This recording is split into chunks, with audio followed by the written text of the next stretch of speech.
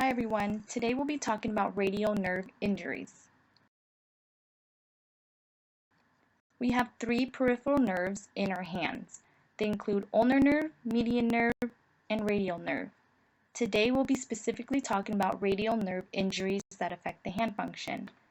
There are four major radial nerve injuries that include High radial nerve palsy, low radial nerve palsy, also known as Saturday night palsy, radial tunnel syndrome, and superficial radial nerve syndrome, also known as Wartenberg syndrome. Causes of high radial nerve injury include humeral fracture, elbow dislocation, prolonged compression, also known as Saturday night palsy, and this is when one is laying on the dorsal side of their forearm and hand.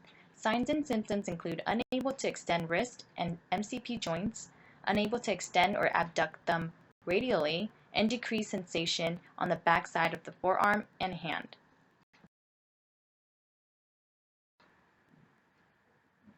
Implications and cautions include wrist drop deformity, and as you can see in this picture, one is unable to extend their wrist and the MCP joints.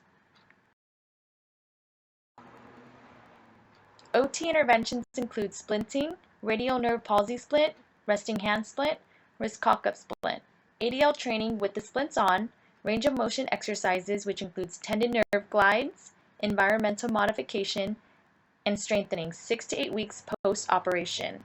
And the picture on the left is an example of radial nerve palsy splint. Below that is an example of how to perform tendon gliding exercises. And on the next slide, we'll have a demonstration of how you can perform the tendon nerve glide.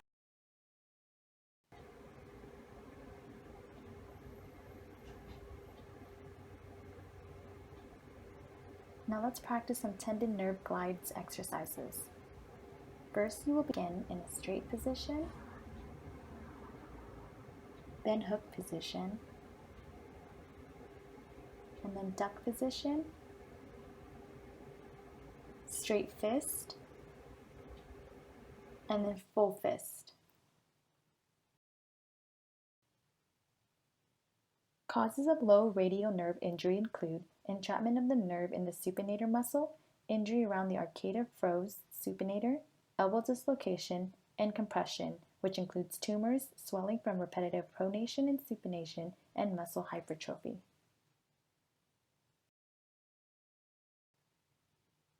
Signs and symptoms include not being able to extend your MCP joints, not being able to extend or radially abduct your thumb.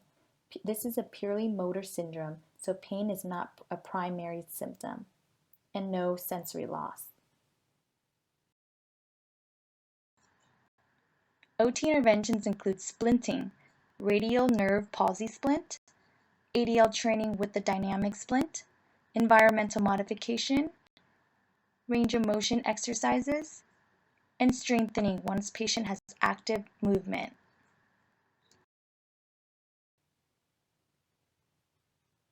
The third injury includes radial tunnel syndrome. Causes include irritation and or compression of the radial nerve in proximal forearm at the edge of the supinator muscle. May cause pain in the anterior lateral proximal forearm. Some signs and symptoms include tenderness, achiness, and pain outside of the elbow about 2 inches distal to the lateral epicondyle. This is primary pain syndrome. It increases with wrist extension, holding on to something with straight elbow, and no sensory changes. Again, a pain syndrome, but it can cause weakness in wrist extensors, making it difficult to steady the wrist during grasping and lifting.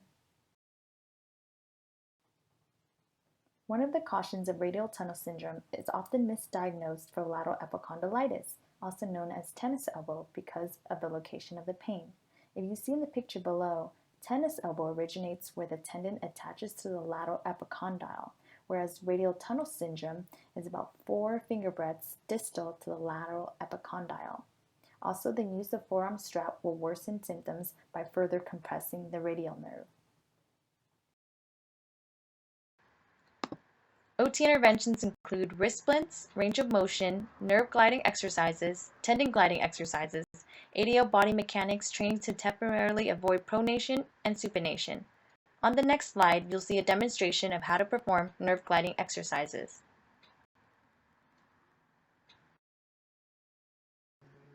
Stand tall with good posture and hang your affected arm by your side. Place your non-affected hand over your opposite shoulder and hold it down. Turn your shoulder inwards and bend your wrist back with your fingers pointing towards you. This is the start position. Side bend your neck away from your affected side as you relax your arm by rotating your arm outwards. Then side bend your neck to your affected side as you bring back the tension by rotating your arm inwards.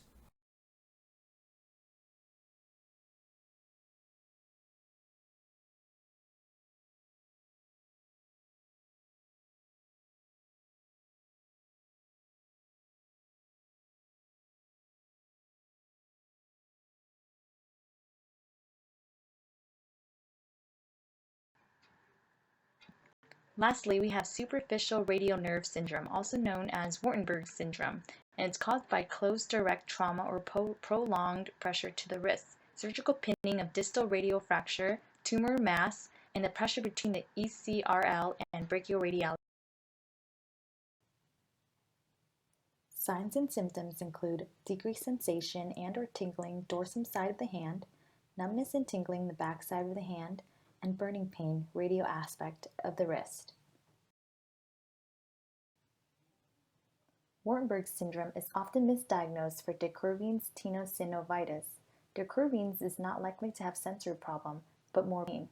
But with Wartenberg syndrome, you generally have numbness and tingling all over the back side of your hand. OT interventions include thumb spica split, range of motion, nerve gliding exercises, ADL body mechanics to temporarily avoid overhead work, and gradually strengthening.